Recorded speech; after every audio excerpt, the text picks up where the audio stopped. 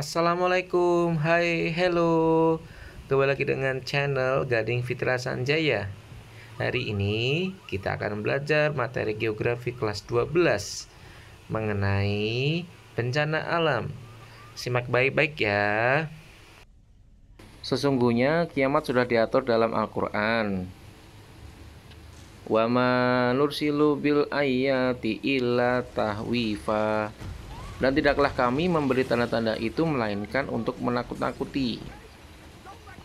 Hari kiamat adalah hari kehancuran alam semesta beserta segala kehidupan yang berada di alam semesta, serta dibangkitkannya orang yang sudah meninggal untuk dihisab amal dan perbuatannya. Pada saat itu kekayaan, jabatan, tampang tidak berarti sama sekali.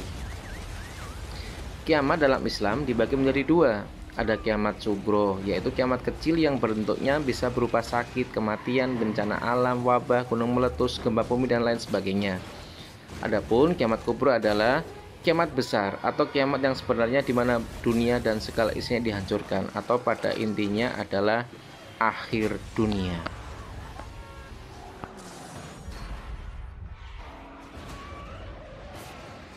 Tentunya kita harus mempersiapkan diri. Dengan cara apa? Mari kita bekali diri kita dengan semangat keimanan dan ketakwaan dalam rangka mengharap pahala Allah Subhanahu wa taala. Bisa ya, guys? Baik, itu tadi mengenai kiamat dan bencana. Kita akan jelaskan satu-satu ya. Check it out.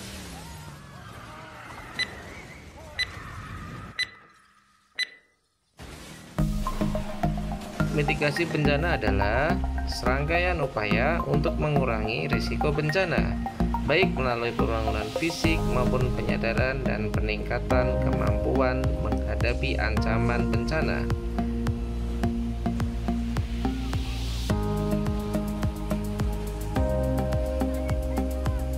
Bencana adalah peristiwa atau rangkaian peristiwa yang mengancam dan mengganggu kehidupan dan penghidupan masyarakat yang disebabkan baik oleh faktor alam, faktor non-alam, maupun faktor manusia, sehingga mengakibatkan timbulnya korban jiwa manusia, kerusakan lingkungan, kerugian harta benda, dan dampak psikologis. Jenis-jenis bencana menurut Undang-Undang Nomor 24 Tahun 2007. Bencana dikelompokkan menjadi 3, yaitu yang pertama bencana alam, yang kedua bencana non-alam, dan yang ketiga bencana sosial. Bencana alam adalah bencana yang disebabkan oleh alam, antara lain berupa gempa bumi, tsunami, gunung meletus, banjir, kekeringan, angin topan, dan tanah longsor. Kemudian untuk bencana non-alam merupakan bencana yang diakibatkan oleh fenomena non-alam, antara lain berupa kegagalan teknologi, kegagalan modernisasi, dan epidemi atau wabah penyakit. Kemudian bencana yang terakhir adalah bencana sosial, yaitu bencana yang diakibatkan oleh interaksi antar manusia seperti konflik sosial atau masyarakat. Gempa bumi adalah getaran atau guncangan yang terjadi di permukaan bumi akibat pelepasan energi dari bawah permukaan bumi secara tiba-tiba yang menciptakan gelombang seismik. Gempa bumi bisa disebabkan oleh pergerakan gerak bumi, kemudian bisa karena letusan gunung api. Nah, lapisan permukaan bumi itu namanya adalah litosfer, yang terdiri dari susunan lempeng tektonik. Lempeng ini bergerak terus-menerus sepanjang waktu. Di dunia ini ada 8 lempeng aktif: lempeng Indo-Australia, ada lempeng Pasifik, lempeng Amerika Utara, lempeng Amerika Selatan, lempeng Antartika, lempeng Nazca, lempeng Eurasia, dan yang terakhir lempeng Afrika.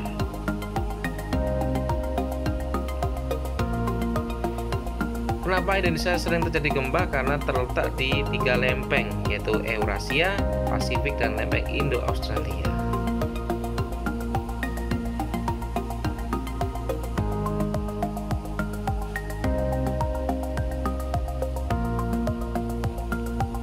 Wilayah yang paling rawan terjadi gempa di Indonesia yaitu Aceh, Sumatera Utara, Sumatera Barat, Bengkulu, Lampung, Jawa Barat, Yogyakarta, Jawa Tengah, Jawa Timur, Bali, Nusa Tenggara, Sulawesi, Maluku, Papua, Kalimantan tidak ditemukan sumber gempa.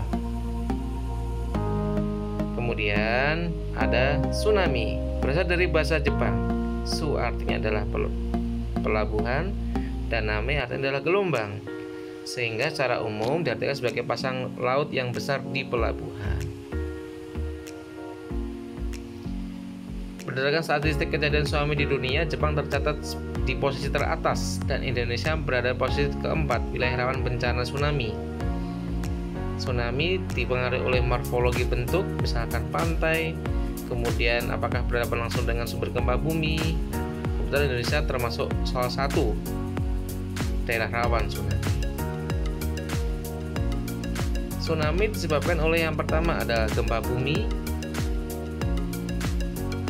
kemudian yang kedua adalah tanah longsor di bawah tubuh air atau laut, kemudian letusan gunung api di bawah laut seperti Gunung Krakatau. Untuk lebih jelas, mari kita lihat animasi ini.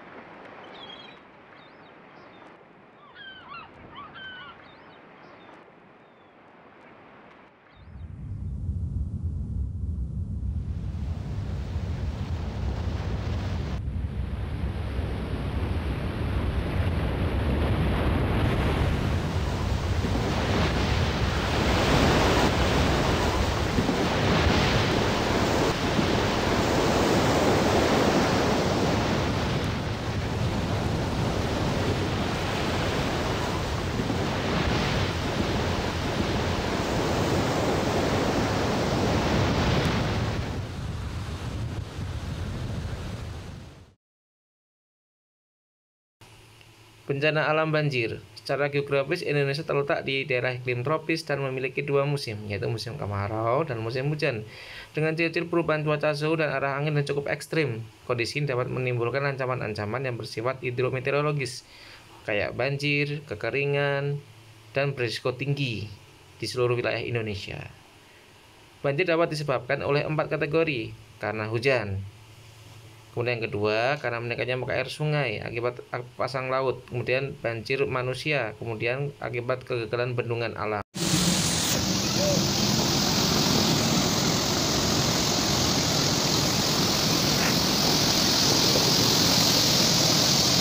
Bencana alam selanjutnya adalah letusan gunung api.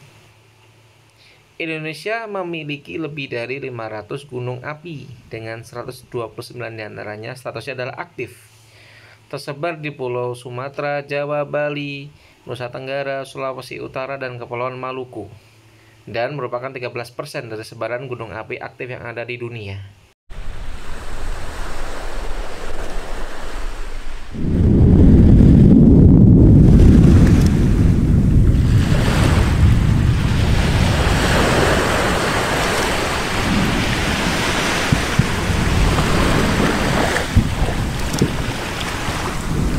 Bencana alam berikutnya adalah bencana non-alam. Contohnya yaitu adalah kebakaran hutan atau illegal logging, dan yang kedua adalah pandemi COVID-19. Kebakaran hutan atau illegal logging adalah upaya pemusnahan hutan demi kepentingan tertentu yang dilakukan dengan sengaja.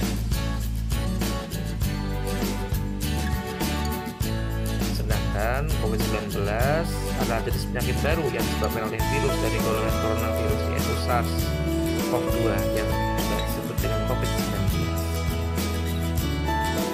Kasus pertama terjadi di Wuhan, Cina pada akhir Desember 2019. Untuk COVID menular antar manusia dengan cepat dan akhirnya sampai ke puluhan negara termasuk Indonesia dalam hitungan Bencana yang terakhir yaitu bencana sosial yang disebabkan oleh konflik antar manusia, tambah dalam kantor polsek Ciracas dirusak oleh massa karena terjadi salah komunikasi. Bagaimana dengan penjelasan materi tadi? Sudah paham belum? Semoga bisa bermanfaat ya guys. Baik, sampai jumpa di subbab selanjutnya ya.